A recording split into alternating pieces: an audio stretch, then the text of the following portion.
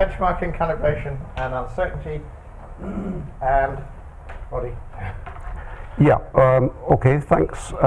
First of all, I'm not quite sure why I've been placed in this session, because I'm not going to talk about benchmarking or calibration or model emulation, but there'll be quite a lot of uncertainty. I'm going to describe an approach to landscape modeling based on the tools and concepts from statistical physics. It's an approach which really only occurred to me as appropriate when I was listening to the talks during the first workshop. So it's really a stimulation by that workshop. And the approach can be thought of as a statistical upscaling approach that bridges the gap between small local scale events and landscape scale events. Most of my talk will be describing or outlining some of the results that have been obtained applying this statistical approach to explain patterns in natural ecosystems, with a view to then setting up the framework so that you can see how that might be applied also to managed landscapes, which is the theme of this program. So let me just start with some description of some previous work with my group on applying statistical mechanics, and by that specifically I'll mean the principle of maximum entropy, which I'll discuss, to natural communities. And this is within the framework of community ecology. And you know, we always want to start with a question when we're modeling. So the questions are, we're seeking to explain certain macroecological patterns that have emerged, or reproducible patterns in nature that signal something going on that we seek to explain. So three broad themes I'll cover are the basic question of what determines how many species there are in a community and the relative abundance of them. Secondly, what's the relationship between diversity and productivity, or some proxy for that? And how are the diversity and the stability of an ecosystem related? And we can see that all three of these themes have analogues in the landscape context, so hopefully this will be meaningful. So I'll just briefly go through each of these themes just to give you a flavour of what I'm talking about. In terms of key determinants, the example I'm going to talk about is, what are the key drivers that explain the transition from wet to dry systems of savannas, which are mixtures of trees and grasses and bare ground in various proportions? So we get bare ground dominated landscapes here in Australia, going through to African savannas to tropical rainforests. And what are the key drivers? The pattern, the macroecological pattern that we're trying to explain is this. It's the broad increase in tree cover as you look at wetter systems, but you can see that for any given annual rainfall there's a large degree of scatter. We're not then just interested in the mean, explaining the mean trend, but also the variability around the mean trend. And traditionally the explanations ecologists have proposed is that rainfall is the main driver at the dry end, and that fire and herbivory are explaining a lot of the scatter at the wet end, in the absence of which everything would otherwise be forest. So the question is, how do we model this? How do we attempt to reproduce this from a model? Do we need to go into lots of detail to do this, or are there other approaches? The second theme is the relationship between diversity and productivity, and empirically there are two contrasting patterns that have emerged. On the left hand side there's a sort of unimodal pattern between number of species and the fertility of the community. So at either low or high fertility extremes, the system is dominated by very few species, low diversity, and then there's a peak in diversity at intermediate fertility. This is typical of sort of small scale experiments where you chuck together a bunch of predetermined species and let them self-organize in experiments. On the right hand side are sort of larger scale patterns that emerge, for example, when you look at trends in biodiversity at the planetary scale, from say polar to equatorial regions. You get a broad increase, monotonic increase in diversity. So first of all, why are these two different patterns, and how can one explain and synthesize them?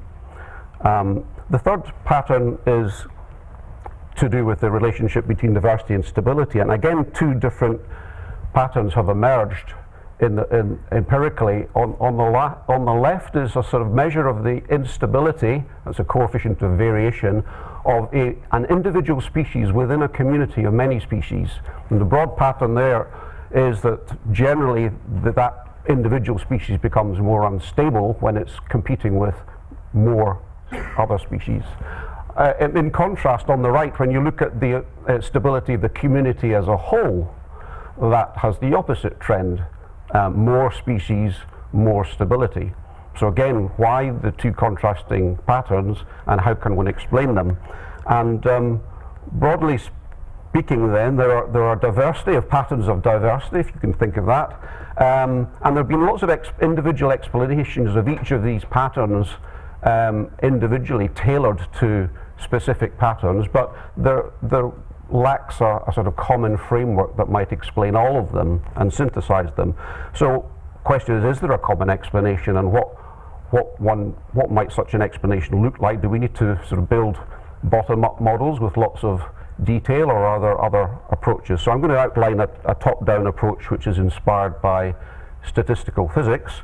And the key sort of idea is that as you look at larger and larger systems, a lot of that small local detail averages out at a large scale, and in some sense more equals simpler. We get emergent patterns at the large scale that we don't necessarily see at the small scale, and one example is tossing a coin many times. We can say virtually nothing about the outcome of an individual toss, but as you look at longer sequences of tosses, one can say with almost 100% certainty that if the coin is fair, the frequency distribution of heads and tails will be 50-50. So can we say something with a similar certainty about ecosystems? And this, of course, is the basis of statistical mechanics, which is applied to ensembles of molecules. And there the approach is not bottom-up. We do not try to simulate dynamically and deterministically the microscopic state of all those molecules bouncing around. We instead focus on the probability distribution of those microscopic states, and we calculate that probability distribution using the principle of maximum entropy, which I'll describe in a minute. And the essential intuitive idea is that we're treating a lot of those molecular collisions as essentially random noise within the constraints set by the volume of the system, for example, or the temperature at which it's at. And using maximum entropy, the laws of probability essentially, we can predict emergent patterns at the macroscopic scale, which in this case are embodied in things like equations of state, relationships between pressure and the constraints of volume and temperature. So this is something we'd like to do for ecosystems too. Just a brief idea of what is maximum entropy and why are we using it. When you look at the rationale is combinatorial. There are various rationales for it, but this is the most obvious one to me, is that if you take a sequence of experimental trials, each of which has a certain number of outcomes, like the toss of a coin, or the roll of a dice, or the observation of a system, a long sequence of those observations, one can then construct the frequency distribution of outcomes over that sequence, and then the Shannon entropy of that frequency distribution is just defined as that sum over pi log pi. And the key idea is that the number of individual sequences which realizes a given frequency distribution of outcomes is exponentially related to the entropy and the length of the trial.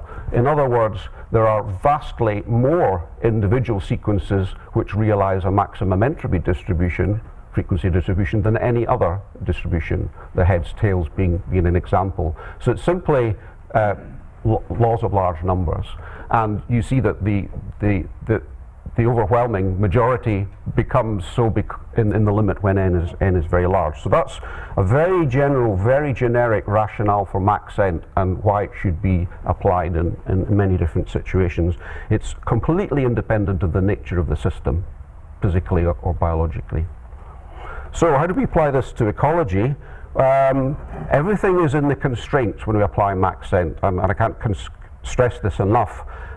We need to identify what the constraints are on our ecosystem in the same way that we do for, say, the volume and temperature of a box. And two ecologically sensible constraints that any community has to obey is mass balance, resource inputs equals resource outputs on average, and space constraints are another one. So these are the two key ones. We could add more, but the game we are playing when we apply Maxent is we're trying to guess the constraints. What are the key determinants that determine the probability distribution over ecosystem states? So we guess them. We then construct the probability distribution over your ecosystem states given those constraints using maximum entropy, and I've given you the logic of that. And then we compare that predicted distribution with the observed distribution, and if there's a mismatch, we're clearly missing some constraints or key drivers, but if there's a reasonable agreement, then we've sort of identified the key determinants of that frequency distribution. So I'm just going to outline briefly how that logic was applied to these three different themes that I set out. Firstly, how did we explain this pattern using maximum entropy? Well, we set up a little model where we assume that a given savanna site, which is of the order of a few kilometers squared, can be represented as a mosaic of individual patches of the scale of an individual plant, roughly a few meters squared. And each of those patches can be in one of three states in this model. It can be either bare ground, or it can be occupied principally by grass, or it can be occupied principally by trees. And the only assumption we say about these different patches is that trees are thirstier than grass, and grass is thirstier than bare ground in terms of its evapotranspiration on a patch level. And we then represent the snapshot of our ecosystem in terms of what's called the abundance vector, which just counts the number of patches of each cover type. So it's a sort of already an aggregated picture of the system. It's not the most detailed, but it's a snapshot. And we then introduce or guess the two constraints that are the key constraints for the system. One is simply that we have a given area, so a defined number of patches, so that the abundance vector has to sum up to that. And secondly, we're going to assume that in the long term average availability of water is matched by the long-term use of water by the community as a whole. So we're interpreting those averages as time averages, and the probability distribution from maximum entropy is basically the fraction of time the ecosystem sits in any given state specified by a given abundance vector. And we can just write down the solution in terms of the water constraint, and we introduce a little parameter beta, which is just a Lagrange multiplier for that water constraint and is fully determined by the value of the water constraint that we impose. It's not an independent parameter. So that's what maximum entropy predicts as the most likely frequency distribution of abundance vectors, given only the constraints of space and water balance. And in order to present the predictions graphically, I want to introduce this little cartoon, which you'll see in the next few slides, which is just a representation of the state of a system, the abundance vector, where the levels represent the water use individually of each cover type, with trees at the top and bare ground at the bottom, and the red blobs just count the number of patches of a given cover type. And there's an analogy here with atomic energy levels and particles for the physicists amongst you, and very presciently, physicists also call the lower state the ground state. So that's nice. So what did we find? Well, for the savanna site, we can predict from maximum entropy what how the probability distribution of the different cover types varies with the amount of water that we put in the supply-demand balance curve. And we see that the brown points are basically satellite remote sensed values. Each point is a savanna site. And we broadly see that the data shows an increase in tree cover with wetness, a peak in for the grass cover, so low grass cover, very dry, but then it becomes outcompeted by trees in very wet systems, and then the complement bare ground just declines with wetness. And we see the blue curves are the distribution, represent the distribution predicted by maximum entropy based on those two constraints. And we see that they capture not just the trends, but also that variability quite nicely. And the cartoons at the bottom just sort of represent the extremes at the dry and the wet end, and then the intermediate state where you have a sort of high diversity mix of the three different cover types. So it's remarkable that such a simple model can reproduce those patterns. In thinking of the other two themes of diversity versus productivity and instability, we've generalize this savanna model to include any number of vegetation cover types, not just grass and trees. So capital S is the number of vegetation types, and we can impose these two area and resource constraints as before and construct the maxent probability distribution. It's just a generic exponential Boltzmann type distribution. If you're a physicist, you'll recognize that. So what does this give? The reason for introducing any number of species is that we can then get a handle on how the number of species in our community affects the probability, the productivity and instability. So how did we explain these different contrasting patterns in the relationship between diversity and fertility? Well, on the left, the unimodal one comes out when one applies maximum entropy to a spectrum of a fixed spectrum of species, where you throw a fixed set of species together in an experiment, for example, and let them self-organize.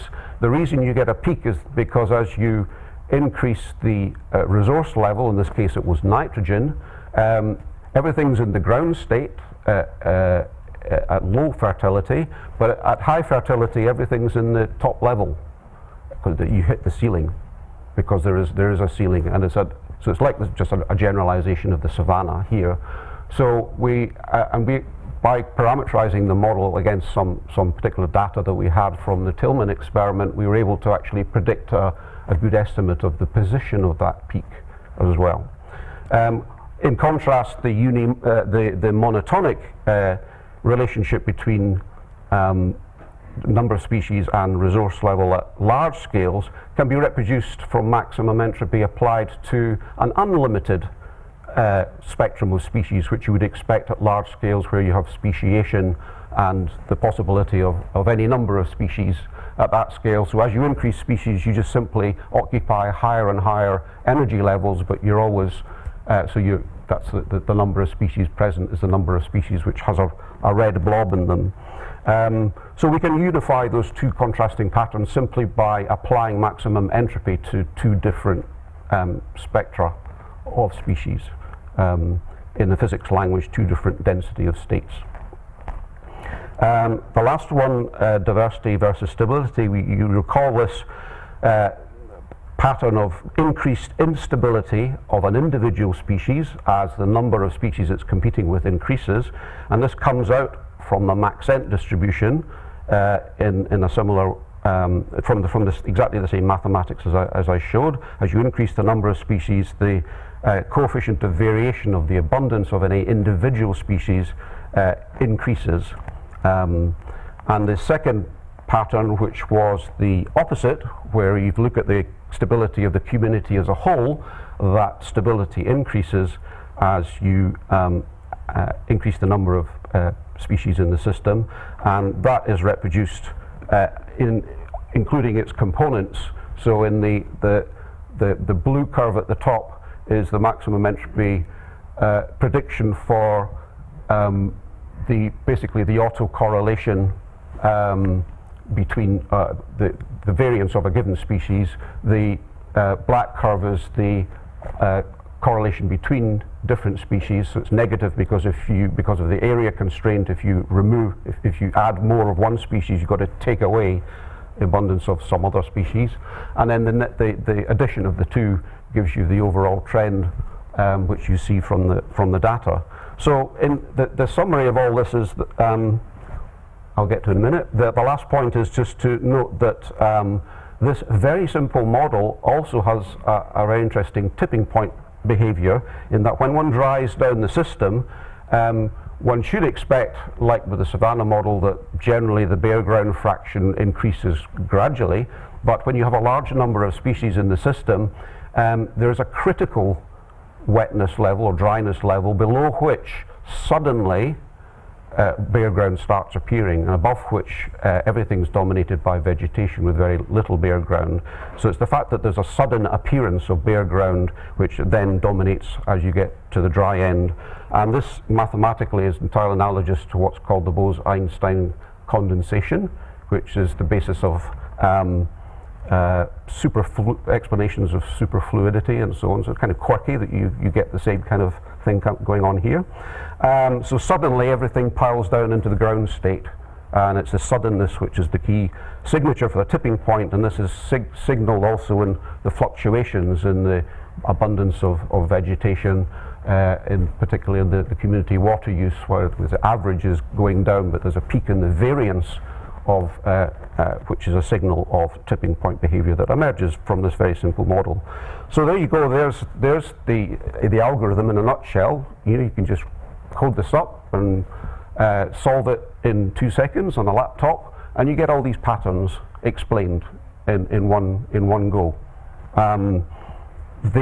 So it's of interest to see how this might be applied to landscapes. Using the same logic, one might argue that just as one doesn't need to follow in detail all the microscopic collisions of molecules to understand the macroscopic relationship between, say, pressure, volume, and temperature in a gas, perhaps one can also explain the large landscape behavior of the UK, for example, without simulating in detail all the micro decisions that land users make, which are subject often to very contingent factors or apparent irrationality.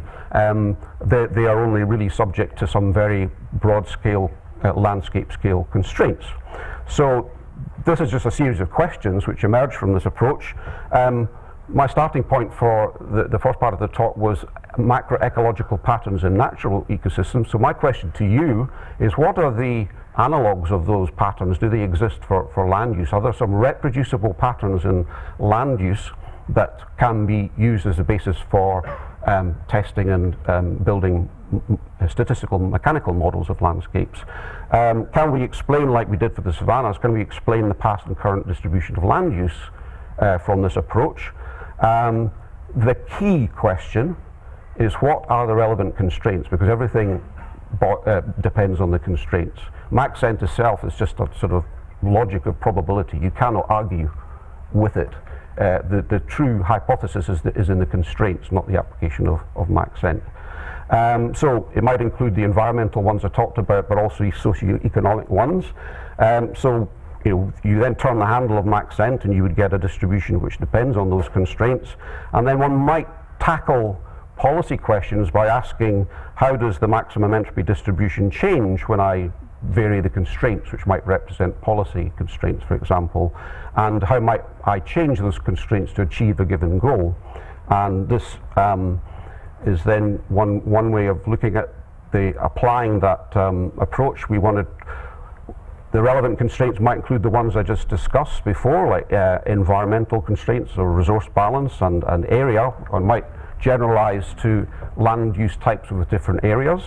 And but one might also include some kind of financial economic constraint. I don't even know if this equation really makes sense or what it represents, but is there some supply-demand relationship out there, which is the analog of a resource balance, which one could also add? The beauty of Maxent is that when one constructs the Maxent distribution, all of these constraints just combine additively in the solution. And you note I've also generalized to the case where the the resource levels Ri also depend on the abundance vector, where before they were independent, so I can include interactions between different land use types. So I can turn the handle, I can construct these distributions, and then finally, my final slide, using that kind of framework, one might then be able to anticipate some of the behaviors that we also saw predicted from natural communities, like population inversions, tipping points in stability for managed landscapes now, not just natural ecosystems. So we've got that sort of insight. Also, when we're trying to advise on policy, we might play around with economic constraints, for example, by manipulating if FI denotes some kind of profitability of some land use type, and F is some global sort of economic constraint, we might manipulate those to get a new Mach-Cent distribution, and then we have some goal in mind, which is some macroscopic goal like net zero carbon, for example, which we can then calculate as an expectation over that distribution as a function of the constraints. So that would be the analog of an equation of state, and we're asking the analog of what volume and temperature do I need to manipulate my box of gas in order to achieve a given pressure. This is like what financial and environmental constraints do I need to manipulate to achieve net zero carbon, for example. So that's the analog I want to push. And finally, I just want to make the point that we started at workshop one of the main questions we were asked was how to capture the diversity of land use types.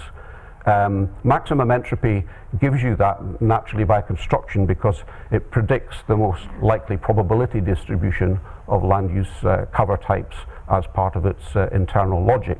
So that just comes for free. Okay.